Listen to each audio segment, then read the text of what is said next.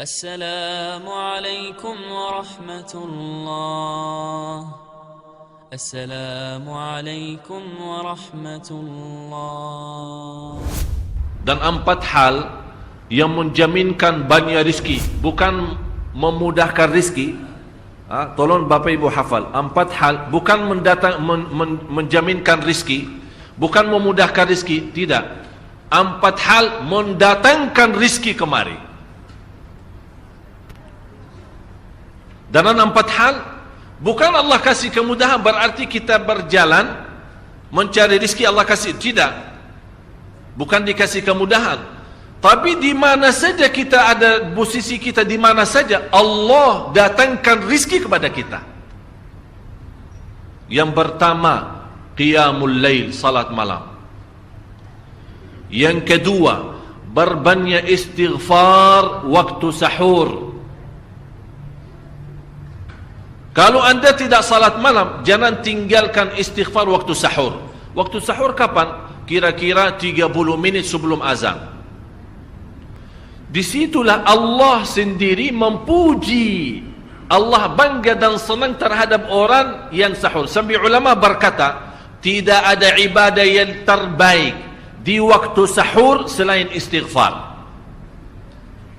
Jadi boleh baca Quran, boleh salat malam, boleh zikir, boleh apapun, tapi yang terbaik istighfar.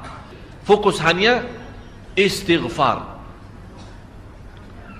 Astaghfirullah wa atubu ilaih, termasuk istighfar Allahumma anta rabbi la ilaha illa ant, yang Bapak Ibu tahu sayyidul istighfar, yang terutama, yang paling luar biasa. Allahumma anta rabbi la ilaha illa anta khalaqtani wa ana abduka wa ana ala ahdika wa wa'dika mastata'at a'udzu bika min syarri ma sana'at abu'u laka bi ni'matika alayya wa abu'u bi dhanbi faghfirli fa innahu la yaghfiru dzunuba.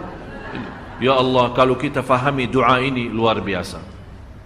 Oleh karena itu kata Rasulullah, barang siapa yang membaca sayyidul istighfar kemudian di malam hari dengan keyakinan dia meninggal habis baca istighfar, masuk surga. Masuk surga. Berarti ini salah satu doa yang menjaminkan dengan mudah masuk surga. Jadi 4 hal yang mendatangkan rizki, bukan kita mencarinya, dia yang datang kemari. Apalagi saat mencari lebih mudah. Qiyamul lail, salat malam. Tapi dalam bahasa, mohon maaf Bapak Ibu, dalam bahasa Arab disebut qiyamul lail, bukan salat. Tapi kalau diterjemahkan dalam bahasa kita salat. Tapi kenapa di situ qiyamul lail? Diberikan qiyamul lail, qiyam artinya berdiri. Berarti lama. Saking lama berdiri dikaitkan jadi qiyamul lail. Qumil laila ya ayyuhal muzammil. Apa terus? Qumil lail, berdirilah saat malam. Berdirilah, bukan salatlah malam, tidak. Berdirilah malam hari. Itu dahsyatnya di situ berdiri. Qiyamul lail. Yang kedua, berbanyak istighfar. Yang ketiga, berbanyak sedekah. Sebenarnya bukan istilah berbanyak sedekah. Kadang-kadang orang bersedekah 100 juta, udah saya sudah bersedekah 100 juta. Bukan itu. Bukan yang dimaksud berbanyak sedekah itu dari sisi uang itu banyak atau sedikit, bukan. Yang dimaksud rahasia sedekah, ta'ahudus sedekah, istiqamah bersedekah. Istiqamah itu tidak menjadi masalah besar maupun kecil. Itu tidak menjadi masalah, karena bagi Allah tidak ada artinya besar maupun kecil. Kita tidak memberikan kepada Allah karena Allah Maha Kaya. Tapi rahasia sedekah itu kita terus menerus sedekah, siang pagi malam, siang pagi malam, pagi besok terus, minggu depan, tidak pernah berhenti. Setiap ada kesempatan selalu kita membawa sedekah. Itu namanya ta'ahudus sedekah. Ta'ahud kalau dalam bahasa sebuah janjian, seolah-olah kita ada kontrak kerjasama antara diri dengan apa?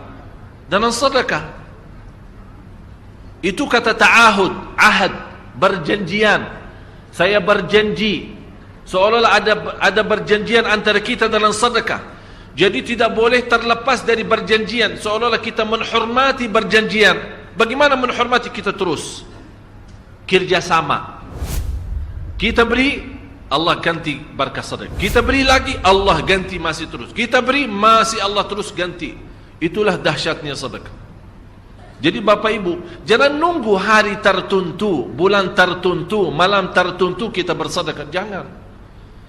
Setiap kita merasa ada berita baik, ada berita maupun ada berita buruk yang menyakiti perasaan kita, di rumah tangga kita, anak kita, suami kita, istri kita, apapun, langsung segera sedekah. Disitulah rahasianya. Ikatkan seolah-olah kita sudah membuat perjanjian antara diri dan sedekah. Dalam segala hal, hal senang maupun hal tidak, hal bahagia maupun hal sedih, hal bangga maupun hal lagi menghadapi kesusahan, kesulitan, selalu sehat dan sakit. Terus yang keempat, zikir, berzikir pagi hari dan sore hari. Berzikir pagi hari dan sore hari. Ini 4 hal Bapak Ibu. Berdiri malam hari, itu yang namanya tahajud, banjanya atau lamanya berdiri. Berbanyak istighfar waktu sahur. Yang ketiga, berbanyak sedekah.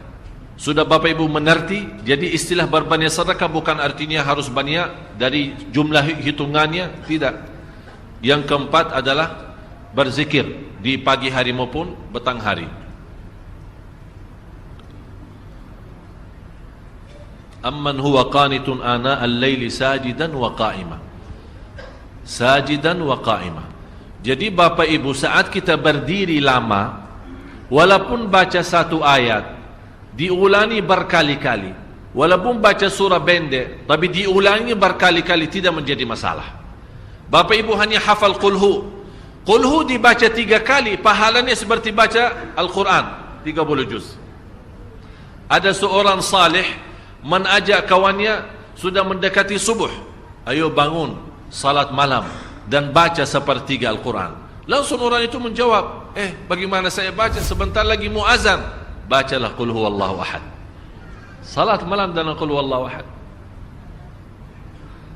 Jadi Bapak Ibu, yang saya harap, jangan susah fikir, ya Allah saya mau baca apaan. Tidak usah susah fikir. Baca dan nikmati, yang penting nikmati bacaan. Walaupun qul huwallahu ahad setiap hari. Kalau kita pusing baca, Allah tidak akan pusing mendengar. Malah Allah paling senang mendengar bisikan bacaan dan bisikan doa kita malam hari. Allah paling senang mendengar bisikan doa munajat kita malam hari. Itu luar biasa.